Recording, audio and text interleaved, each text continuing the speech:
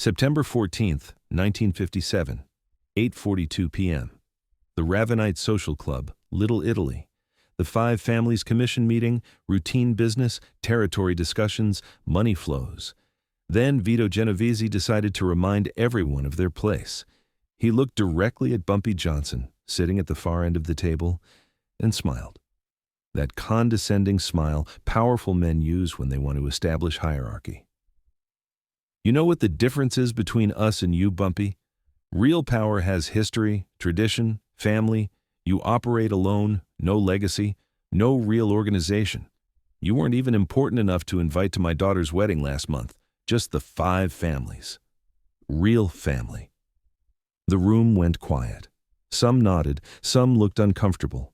Everyone waited for Bumpy's response. Bumpy took a sip of water, set the glass down, looked at Vito with those cold, calculating eyes, and spoke. Not in anger, in perfect recall. Your speech was beautiful, Vito, especially the part where you said, "Today I don't give away a daughter, I gain a son, but she will always be my little Anna, my light, my reason to be better than I am." The room froze. Vito's face went from smug to pale in 3 seconds. Because those words, that exact phrasing, had been spoken at a private family ceremony, in a closed restaurant, with only 60 invited guests, and Bumpy Johnson, a man from Harlem who wasn't part of the five families, who had no business knowing anything about that wedding, had just recited it, word for word. This is the story of how being uninvited doesn't mean being uninformed. To understand what happened that night, you need to understand the Genovese family in 1957. They were one of the most powerful criminal organizations in America. Vito Genovese was in the process of consolidating power, eliminating rivals, building alliances, and family events, especially weddings, were sacred. These weren't just celebrations, they were displays of power, of connection, of who mattered in their world. Anna Genovese's wedding to Michael Strollo had been planned for 18 months. August 17th, 1957. Gino's restaurant in the Bronx closed for the day. 60 guests, all vetted, all approved, all Italian, all connected. The guest list was a who's who of organized crime. But it was also exclusive, deliberately so. Because exclusion sends a message, you're in or you're out. And Bumpy Johnson was definitively out. Vito had made that clear. When the invitations were being planned, someone had suggested including representatives from Harlem. Frank Costello had mentioned Bumpy, just out of courtesy, professional respect. Vito had shut it down immediately. This is a family event, Italian families. We're not inviting outsiders. Bumpy Johnson is Harlem, that's it. He doesn't belong at an Italian wedding. The decision was final, and most people understood it. This was tradition. This was how things worked. But what Vito didn't understand was that exclusion doesn't equal invisibility. And Bumpy Johnson had learned long ago that the best way to attend an event is to not be noticed attending it. August 17th, 1957. 2 p.m. Gino's restaurant. The wedding was beautiful. Anna wore white. Michael wore a tuxedo. Vito walked his daughter down the aisle, tears in his eyes. The ceremony was traditional, Catholic, solemn.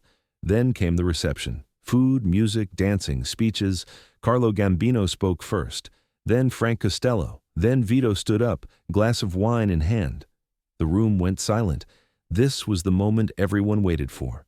The father of the bride, the boss, the speech. Vito looked at his daughter. His voice broke slightly. When Anna was born, 32 years ago, I held her in the hospital and made a promise. I promised her mother that this little girl would have everything. Safety, security, love, and I've tried. God knows I've tried. But today I realize I can't give her everything anymore, because today I'm giving her to Michael. He turned to his new son-in-law. Michael, you're not taking my daughter. I'm giving her to you. There's a difference. Taking is theft. Giving is trust. I trust you. I trust you to protect her, to love her, to be the man she deserves. He turned back to Anna, tears now visible. Anna, you'll always be my little girl, my light, my reason to be better than I am. Today I don't give away a daughter, I gain a son, but she will always be mine. Always my Anna, always my heart. The room erupted in applause. People wiped tears. Vito hugged his daughter. It was a perfect moment, private, emotional, sacred, and among the 60 guests, none of them noticed the waiter refilling water glasses. None of them paid attention to the young man in a white jacket who'd been serving food all day. His name was Anthony. He was 24. He'd been working at Gino's for 3 months. And every word of Vito's speech, every detail of that wedding, every conversation he overheard, he remembered. Because Anthony wasn't just a waiter, he was one of Bumpy's 18. September 14th, 1957. Back to the commission meeting. After Bumpy recited the speech, the silence was absolute. Vito stared at him, mouth slightly open, face white. Carlo Gambino set down his cigar carefully. Frank Costello closed his eyes. Everyone understood immediately. Bumpy had someone at the wedding, someone close enough to hear the speech, someone invisible enough not to be noticed, someone who'd reported every detail back to Harlem. Vito finally spoke, his voice shaking with rage. How? How did you know that? Who was there? Bumpy's face showed nothing. Does it matter? The point is, I know. I know what you said. I know who attended. I know what Frank Costello whispered to Carlo during the ceremony. I know what wine you served.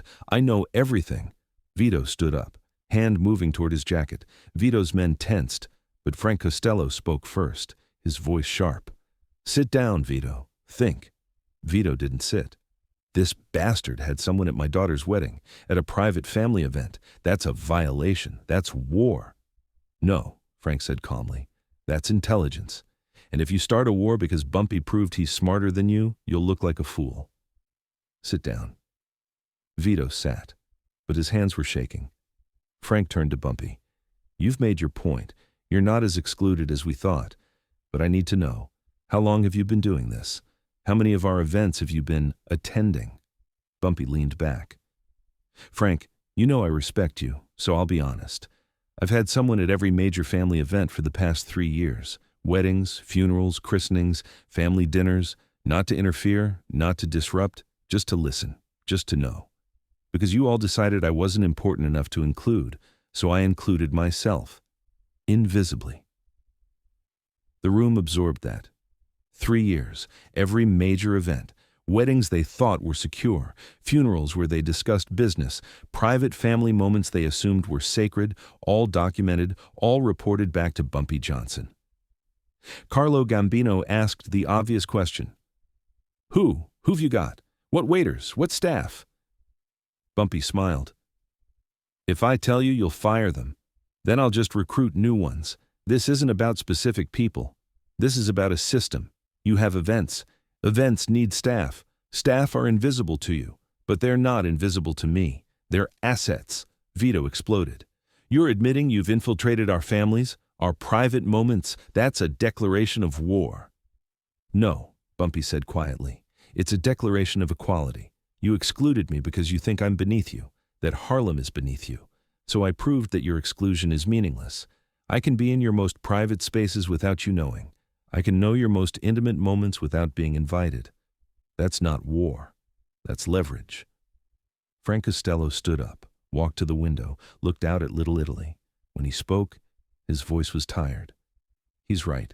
We created this. We excluded him because of pride, because of tradition, because we think Italian families are somehow more legitimate than what Bumpy's built in Harlem. And he's proving we're wrong, not with violence, with intelligence. He turned back to the room. So here's what we're going to do. From now on, Bumpy Johnson is invited to major family events, not as a participant, as an observer, a representative of Harlem. Because if he's going to know everything anyway, we might as well acknowledge it openly. And maybe, just maybe, we stop treating him like an outsider and start treating him like what he is, an equal. Vito stood up again. I will not invite a Harlem gangster to family events. That's not our tradition. Frank's voice went cold. Then he'll keep sending his people invisibly, and you'll keep not knowing who they are. Your choice, Vito. Public respect or private infiltration. The vote was taken. 4 families voted yes, 1 voted no. Vito Genovese was outvoted. The commission established a new protocol. Bumpy Johnson would be invited to observe major family events, not to participate in Italian traditions, but to be present, acknowledged, respected. The meeting ended. As people filed out, Frank pulled Bumpy aside. "That was a dangerous play. Vito won't forget this." Bumpy nodded. "I know, but I couldn't let him keep dismissing Harlem, keep acting like we don't matter. Sometimes you have to prove you belong." Frank studied him. "The waiter, Anthony, how long has he been there?" Bumpy smiled slightly. 4 months, good kid. Worked his way into Gino's staff. They never checked his background thoroughly. Never asked why a young black man wanted to work at an Italian restaurant in the Bronx. They assumed he needed money. He did. But he also needed access. Frank shook his head. "You're playing a dangerous game." "So are you," Bumpy replied. "Every family event you have, every private moment, you're assuming security. You're assuming loyalty. You're assuming invisibility. But people talk. Staff members have lives, have needs, have prices. I just pay better than most." Frank had to know. "How many do you have? How many Anthonys?" Bumpy's face gave nothing away. "Enough, in your restaurants, your clubs, your neighborhoods. Not an army, just eyes, just ears, just information." Frank extended his hand. "I respect the game. I hate that you're winning. But I respect it." They shook hands. An understanding, not friendship, but professional recognition. 3 weeks later, September 30th, 1957, Anna Genovese's first dinner party as a married woman. Her apartment in Manhattan, 20 guests, family and friends, and one unexpected guest, Bumpy Johnson, invited, officially. He arrived with flowers, spoke politely, stayed for 1 hour, didn't discuss business, just observed. Vito barely spoke to him, but Anna, the bride, approached him at one point. "Mr. Johnson, thank you for coming, and thank you for the kind words about my father's speech. It meant a lot to him, even if he won't say so." Bumpy smiled. "Your father loves you very much. That was clear in every word he spoke. I'm honored to have heard it." After Bumpy left, Vito pulled Anna aside. "Why did you thank him?" "Because he noticed," Anna said simply. "He noticed how much you love me, how emotional your speech was. Most people don't notice those things, but he did. That's worth acknowledging." Vito had no response, because his daughter was right. Bumpy hadn't used the speech to mock him, hadn't weaponized it. He'd used it to prove a point, and then he'd respected it. That was more sophisticated than simple surveillance. That was strategy with honor. Years later, in 1966, a young associate asked Bumpy about the wedding speech incident. "How did you remember it word for word? Did Anthony write it down?" Bumpy shook his head. "Anthony told me the key phrases, the emotional moments, but I didn't recite it perfectly. I recited it close enough. The power wasn't in perfect accuracy. It was in showing I'd been listening, that I knew the private moment. Vito probably doesn't even remember his exact words, but he remembers the feeling. And when I quoted his feeling back to him, that's what mattered." The associate pressed. "But wasn't that risky? What if you'd gotten it wrong?" Bumpy smiled. "Then I would have proven I was guessing. But I didn't get it wrong. Because Anthony is smart. He paid attention, and I paid him well. $200 for that wedding. 4 months of work leading up to it, worth every penny. Because it bought me something more valuable than money. It bought me respect. It bought me a seat at tables I was excluded from. It bought me acknowledgement. That's the legacy of the wedding speech incident, not the speech itself, but what it represented. Bumpy Johnson proving that exclusion is meaningless if you're smart enough to circumvent it. That tradition doesn't protect you if you're not paying attention. That the people you don't notice are often the ones watching you most carefully. Anthony worked at Gino's for 2 more years, then moved to another Italian restaurant, then another, building a career in service, building trust with Italian families. And occasionally, when something important was discussed in his presence, he'd remember it. Write it down later, pass it to a contact, who'd pass it to another contact, who'd eventually get it to Bumpy. A network built on invisibility, on patience, on the understanding that information flows through people who are overlooked. If this story moved you, subscribe. Drop a like if you understand that being uninvited doesn't mean being uninformed. Share this with someone who needs to know that exclusion only works if you accept it. And in the comments, tell me, Would you have had the patience to plant someone for 4 months just to prove a point? More legendary stories coming next. Don't miss them.